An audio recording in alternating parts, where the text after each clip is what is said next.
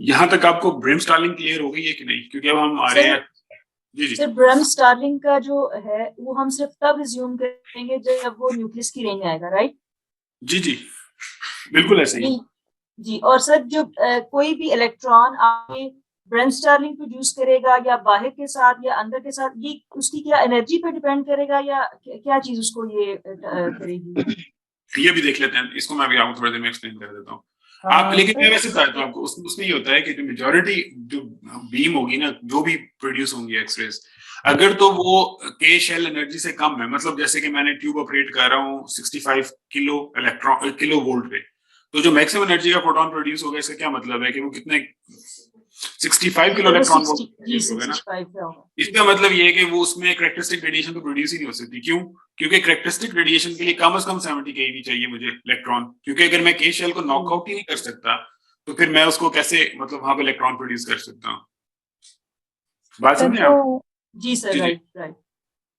Sir ये जो maximum energy की बात हुई है ब्रेम स्टर्लिंग में, इसमें मुझे जो बात समझ ये आई है कि the electron which interacts with the nucleus it itself disappears because नहीं होता उसका, उसमें हम इतनी फिजिक्स में जाएंगे, लेकिन बहरहाल मतलब आप ये समझेंगे उसने जितनी एनर्जी लेके आ रहा था ना, वो सारी की सारी एक फोटोन की सूरत में रिलीज कर दी, बस उसके मास को कोई फर्क नहीं पड़ा, मास को छोड़ दें,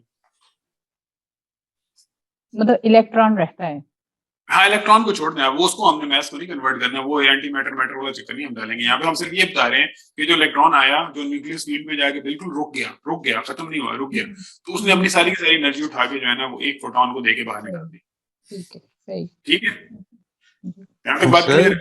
जी जी सर, जो इलेक्ट्रॉन आ रहा है, अगर उसकी एनर्जी 70 है, जो कि वो उसको जो के शेल में इलेक्ट्रॉन है उसको निकाल सकता है, फिर तो सर वो जो और अगर उसकी एनर्जी उससे कम है तो फिर से वो ब्रेम स्टार्लिंग इफेक्ट प्रोड्यूस करेगा, वरना वो नहीं, जितने आ रहे हैं ना इलेक्ट्रॉन्स, उसमें से आप ये समझेंगे 10%, अगर 70 से ऊपर जा रहे हैं तो आप अप्रोक्सीमेट ध्यान में रखिए कि 90% तो ब्रेम स्टार्लिंग ही बना देंगे, 10% वो होते हैं जो कि कैरेक्टरिस्टिक बना सकते हैं।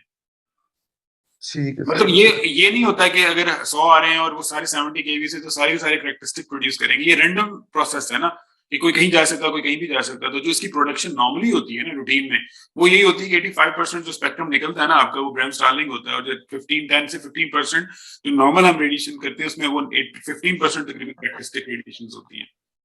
ओके, इसको स्पेक्ट्रम आउटपुट के ऊपर हम डिस्कस करेंगे, वही मैं स्टार्ट करने लगा हूं ना, कि हमने इसको जो बाहर से आ रही है रेडिएशन, वो कैसे डिस्ट्रीब्यूट होती है।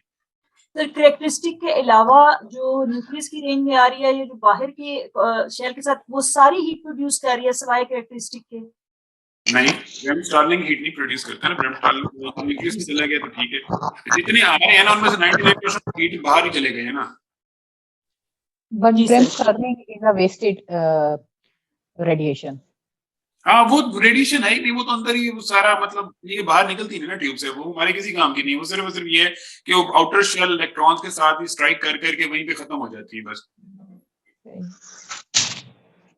तो ये ब्रेम स्टार्लिंग, सॉरी सर, जी सर जी, ब्रेम स्टार्लिंग इफेक्ट के लिए भी जो आपकी मिनिमम एनर्जी है, वो के शेल इलेक्ट्रॉन की एनर्जी से ज्यादा होनी चाहिए, अब ये कहना चाह रहे हैं? बिल्कुल नहीं, वो नहीं होनी चाहिए ना, सिर्फ कैरेक्टरिस्टिक प्रोड्यूस करने के लिए आपकी के शेल से ज्यादा होनी चाहिए। ब्रेम स्टार्लिंग तो आप 10 केवी पे चलाएंगे तब भी हो रही होगी। अच्छा, मतलब वो डिपेंड करता है, वो ब्रेम स्टार्लिंग भी कर सकती है और डिसिपेट भी हो सकती है। जी, लेकिन उसमें वो रेशियो है ना कि आप उसको 10 केवी पे चलाएंगे तब भी 99% तो हीट प्रोड्यूस कर देंगे, 1% ब्रेम स्टार्लिंग प्रोड्यूस कर देंगे, कैरेक्टरिस्टिक नहीं।